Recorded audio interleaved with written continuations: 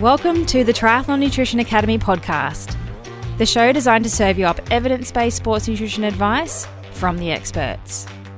Hi, I'm your host Taryn, accredited practicing dietitian, advanced sports dietitian, and founder of Dietitian Approved. Listen as I break down the latest evidence to give you practical, easy-to-digest strategies to train hard, recover faster, and perform at your best. You have so much potential, and I want to help you unlock that with the power of nutrition. Let's get into it.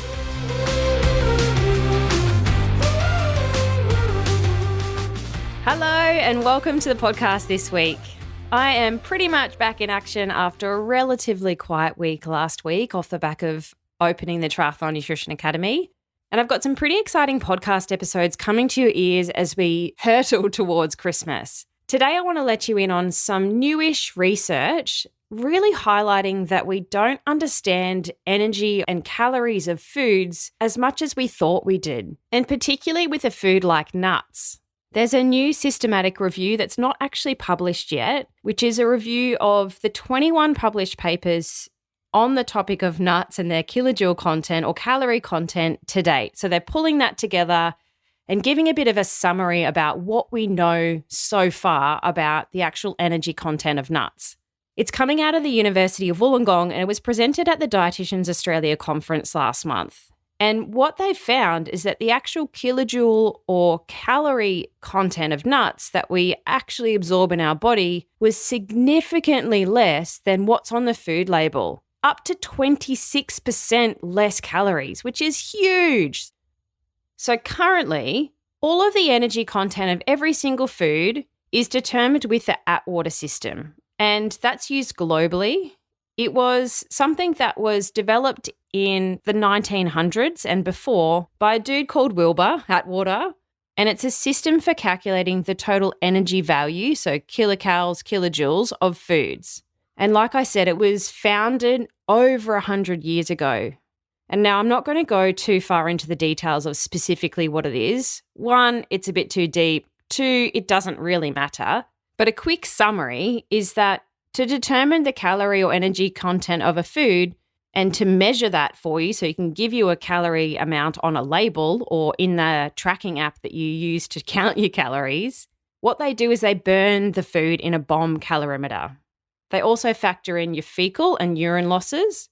And we're trying to determine that based on the amount of grams of fat in the food, the grams of protein in the food, the grams of carbohydrate and alcohol in a particular food. And the Atwater system dictates that calories per gram of carbohydrate and protein are 4.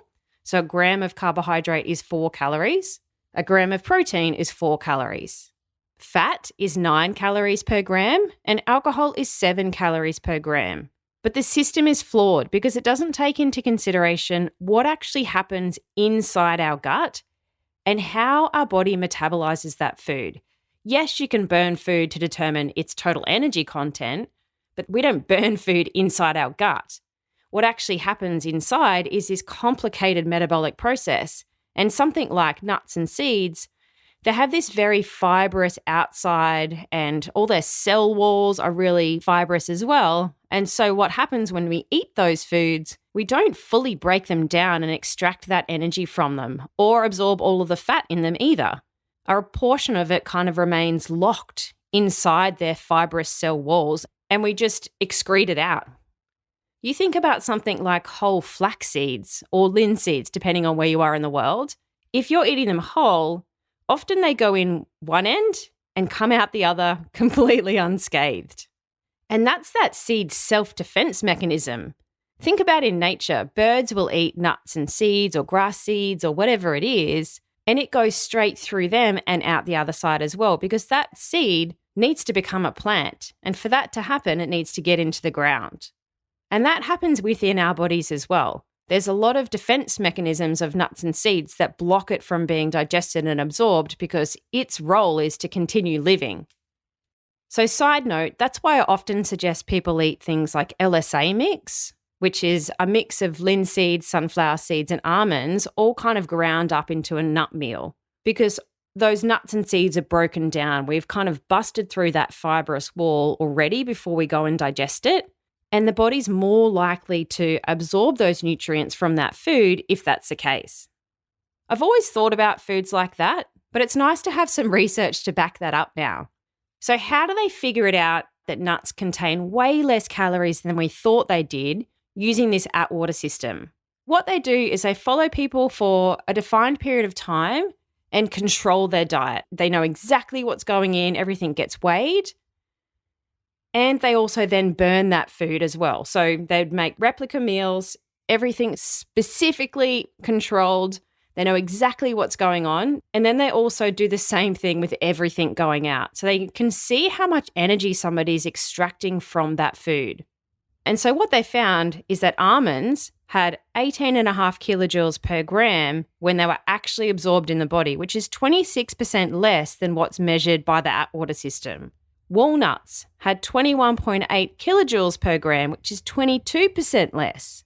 Cashews had 20.5 kilojoules per gram, which is 14% less than what's measured.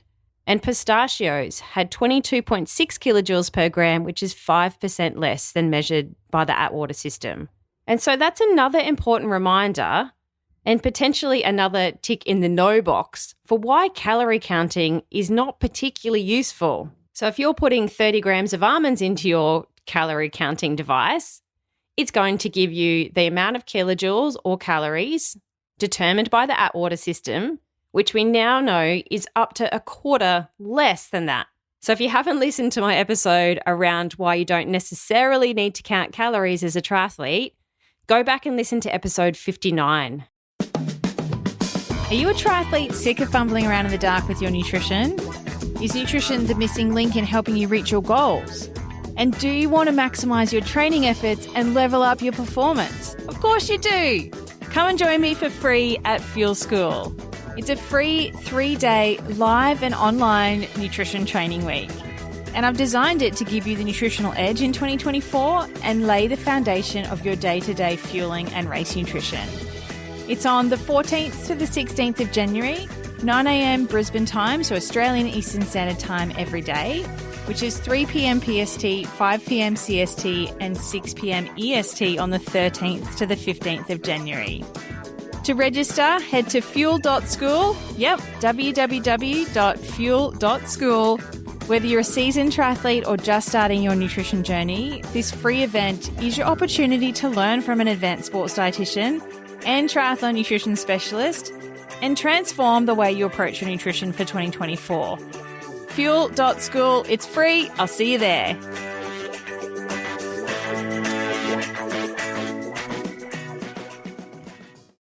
There was another great study in just almonds a few years ago where they did the same thing. They measured everything that everyone ate, they followed them for a period of time, and they also measured everything that came out. And what they found with almonds in this particular study was that a 28-gram serving of almonds was equivalent to 129 kilocalories, which if you compare that to the Atwater method, that dictates that a 28-gram serving of almonds is 168 to 170 kilocalories per serving. So it's a 32% overestimation.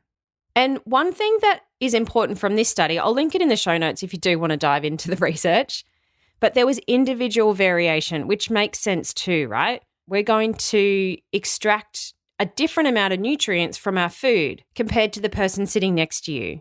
So one person's variation was as low as 105 calories per serving. So they extracted even less. Whereas another person extracted 151 calories per that 28-gram serving. So they extracted even more. And so again, another kind of tip for calorie counting. Your body is not going to draw that exact amount of energy from that food label dictates. And that may be totally different to your partner or your training buddy or your kids. There will probably be a shift in the amount of calories that are dictated on nuts and seeds and muesli bars and nut bars and things like that in the coming years. This systematic review is kind of the first step in trying to collect all the data that we've got at the moment of people doing these types of studies with specific nuts and seeds. And then there'll be a global shift in this. So don't be afraid of including nuts and seeds in your diet. They are really good fats, and the more different varieties of nuts and seeds that you can include, the better. They have a different profile of fats, mono, polyunsaturated, unsaturated fats. And you know I'm a big advocate for plant-based diversity. The more different types of plant-based foods we can include in our week, the better. So don't be afraid of including nuts and seeds. A healthy serving that we should be including daily is 30 grams, or a bit over an ounce. 1.06 ounces is 30 grams. And you don't have to eat that as a small handful of nuts on its own. You certainly can, but you could include it in your breakfast. It could be included in your muesli, your bircher muesli, your baked oats. Make sure if you're making smoothies that are a complete meal, you're putting some nuts and seeds in there. These are the types of fats that we need to be injecting in our diets and minimizing the processed saturated fats that come from chocolate, deep fried foods, ice cream, really fatty meats. So put down that salami stick and go and grab yourself a small handful, 30 grams of mixed nuts. Only 2% of Australians eat the recommended 30-gram serving a day, potentially because you think it's going to cause weight gain. There's actually a massive study, I can link that in the show notes as well, that showed that eating nuts is not linked to weight gain or higher BMI or increased body fat. So nuts aren't going to make you fat, but also eating them regularly has been associated with a 22% reduction in risk of premature death, 29% reduced risk of coronary heart disease, 21% reduced risk of cardiovascular disease, and a 13% reduced risk of developing type 2 diabetes. So if you're not including nuts and seeds in your diet because they're too high in calories, you can scrap that information and start increasing your intake to at least 30 grams a day to get all of those health benefits and a huge range of nutrients. So there you have it. Nuts contain up to 26% less calories or kilojoules than we thought that they did before. Watch this space for clearer guidelines and future research because it's definitely coming. And I'll link those papers in the show notes if you do want to dive into the nut research. Thanks for joining me for this episode of the Triathlon Nutrition Academy podcast. I would love to hear from you. If you have any questions or want to share with me what you've learnt, email me at podcast@dietitianapproved.com. You could also spread the word by leaving me a review and taking a screenshot of you listening to the show. Don't forget to tag me on social media at dietitian.approved so I can give you a shout out too. If you want to learn more about what we do, head to dietitianapproved.com. And if you want to learn more about the Triathlon Nutrition Academy program, head to dietitianapproved.com/academy.